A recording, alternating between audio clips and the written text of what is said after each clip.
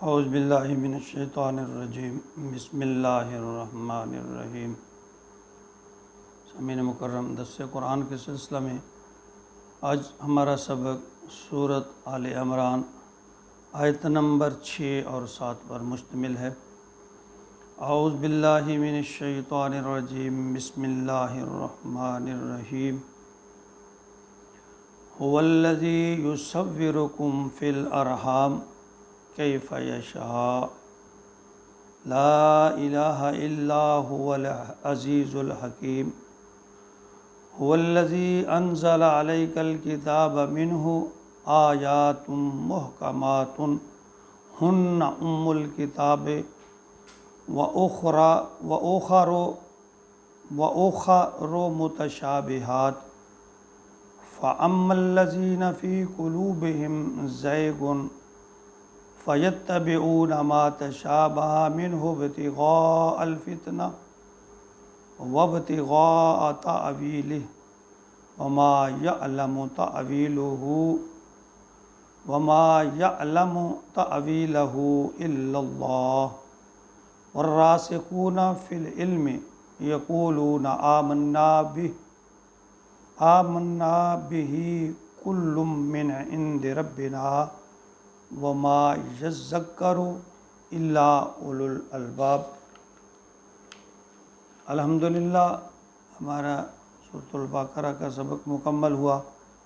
اور اب سورۃ آل عمران کی ابتدا ہو چکی۔ اللہ رب العزت ہمیں قرآن کو سمجھنے اور پھر اس پر عمل کی توفیق عطا فرمائے۔ ان آیات مبارکہ میں اللہ رب العزت نے فرمایا هو الذی، وہی ذات ہے، وہ رب ہے، وہ اللہ ہے، یصورکم، جو تصویر بناتا ہے، تمہاری صورت بناتا ہے، فی الارحام، پیٹ میں، ماں کے پیٹ میں، رحم میں، یشاء، جس طرح چاہتا ہے، یعنی وہ اللہ جس طرح چاہتا ہے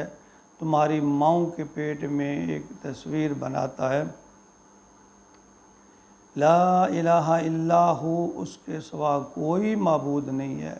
العزیز الحکیم، وہ غالب بھی ہے اور حکمت والا بھی ہے۔ اور پھر اگلی جو آیت مبارکہ میں جو ہے، اس میں ایک بہت ہی اہم مسئلے کی طرف نشاندہی کی گئی ہے کہ هو الذی انزل علیک الکتاب۔ یہاں پچھلی آیت نمبر 6 میں تمہید باندھی گئی ہے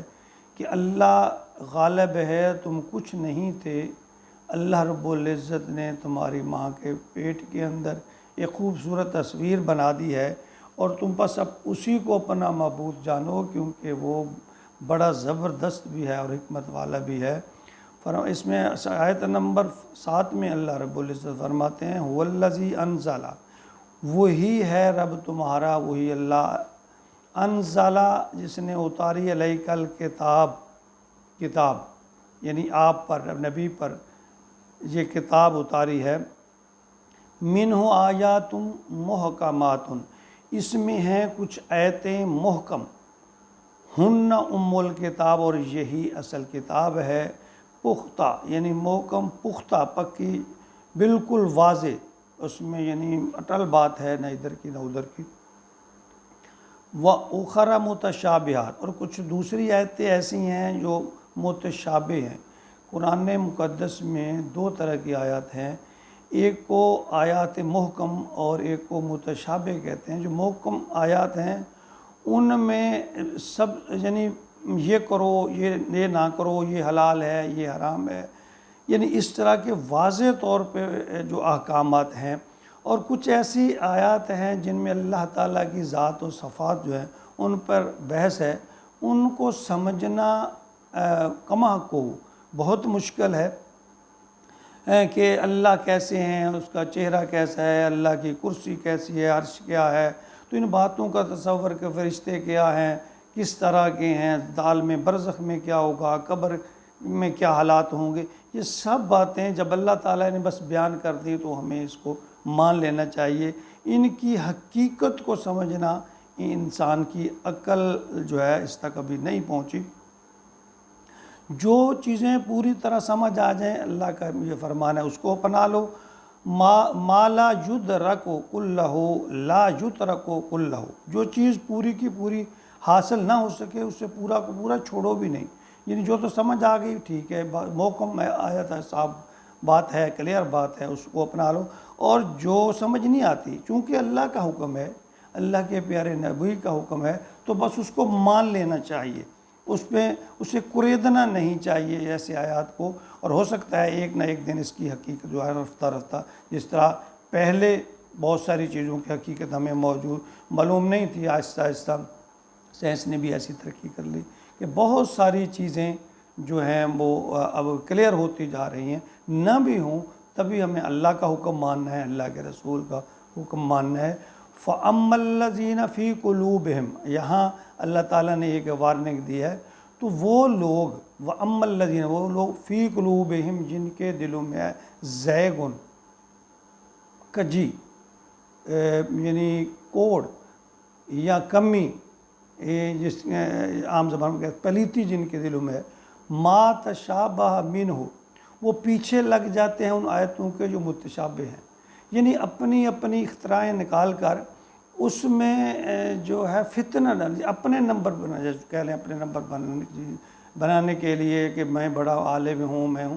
تو اس طرح متشابہ جو آیات ہیں ان کی تشریح کرتے ہوئے ادھر ادھر کو لے جانا کہ مجھے لوگ سمجھے کہ بڑا صاحب علم ہے، اللہ ایسے لوگوں کے لیے اللہ نے وارننگ فرمائی ہے۔ آیا ابتغاء الفتنہ، وہ فتنہ کی اصل میں تلاش کرتے ہیں، ان کے دلوں میں دین کی خدمت نہیں ہوتی بلکہ اپنی ذہانت کا ڈنکا بجانا ہوتا ہے کہ لوگ مجھے بہت بڑا عالم جو ہے وہ سمجھیں، میری وقت جو ہے وہ بڑھ جائے، حالانکہ اللہ تعالیٰ نے ایسی بات سے منع فرمایا کہ جو متشابہ آیات ہیں ان پر زیادہ بحث نہ کرو، وابتغاء تاویلی، اور ان کی حقیقت اور ماہیت معلوم کرنے کے لیے، یعنی اس کو اپنے آپ کو زیادہ، یعنی وہ دوسروں کے سامنے، جب کچھ لوگ ایسے بھی ہیں کہ اس کو اس میں جو اصل بات ہے وہ اس کو ڈھونڈنے کی کوشش کرتے ہیں، ان کی نیت صاف ہوتی ہے، ان کا ایک علمی ذوق ہوتا ہے۔ وما یعلم تأویلہ الا اللہ، اللہ فرماتے ہیں حالانکہ اس کا جو حقیقی مفہوم ہے اللہ کے سوا کسی کو پتہ نہیں، اللہ کے سوا اب حروف مقطعات ہیں، کیا مطلب ہے ان کا، کیا مفہوم ہے، کیا معنی ہے، نہیں جانتے، اللہ تعالیٰ نے نہیں بتایا، بس ٹھیک ہے اللہ جانے اور اس کے کام جانے، جو باتیں ہمیں اللہ نے کہی ہیں ہمیں اس پر عمل کرنا ہے۔ اب اس پر بحث شروع کر دیں، اس کا یہ مطلب ہوگا، اس کا یوں مفہوم ہوگا، اس سے مراد یہ ہے، تو یہ باتیں ایسا کام کرنے سے اللہ نے منع فرمایا۔ اللہ نے فرمایا جو بات کلیئر ہے اس کو مان لو، اور جو تمہاری سمجھ میں نہیں آتی بس اس پر عمل کرو، اس کو خریدنے کی کوشش نہ کرو۔ وما یعلم تأویلہ الا اللہ، حالانکہ حقیقی جو اس کا علم ہے وہ اللہ کے سوا کوئی نہیں جانتا۔ والراسخون فی العلم، اور جو لوگ علم میں راسخ ہیں، جن کے علم دل میں، ذہن میں، عمل میں علم راسخ ہو چکا، یقولون، وہ کہتے ہیں، آمنا بہی، ہم ایمان لائے اس پر،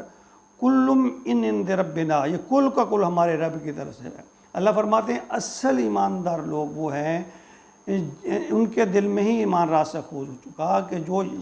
یہ کہتے ہیں، کیا کہتے ہیں، یوں کہتے ہیں، اللہ فرماتے ہیں کہ آمنا بہی، یقولون آمنا بہی، کہ ہم اس پر ایمان لائے، کل من عند ربنا، جو اللہ کی طرف سے آیا، سب کا سب، یعنی جو اللہ نے بھیج دیا، جو حکم بھیج دیا، ہم اس کو من و ان تسلیم کرتے ہیں، ہمیں سمجھ آئے یا نہ آئے۔ اللہ نے فرمایا اصل میں یہی لوگ جو ہیں اہل علم ہیں، ان کے ہی دل میں ایمان راسخ ہوا ہے، یہی جو ہے ایمان والے ہیں۔ وما یذکر الا اولو الالباب، اور یہ نصیحت نہیں کر سکتے مگر وہی جو ہوش مند ہیں، یعنی اللہ فرماتے ہیں وہی بات کو سمجھنے والے ہیں جن کو اللہ نے عقل دی ہے، سمجھ دی ہے۔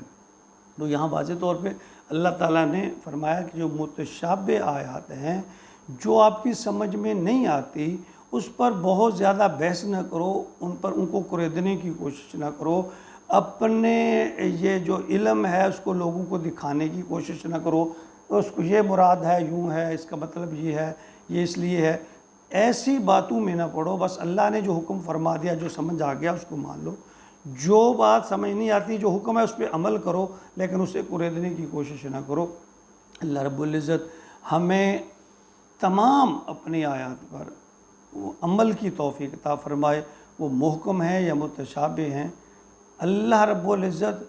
ہمیں اس طرح عمل کی توفیق عطا فرمائے جس طرح ہمارے اللہ تعالیٰ نے حکم دیا اور پیارے نبی نے بیان فرمایا۔ اللہ ہمیں دین پر ایمانداری سے، اخلاص سے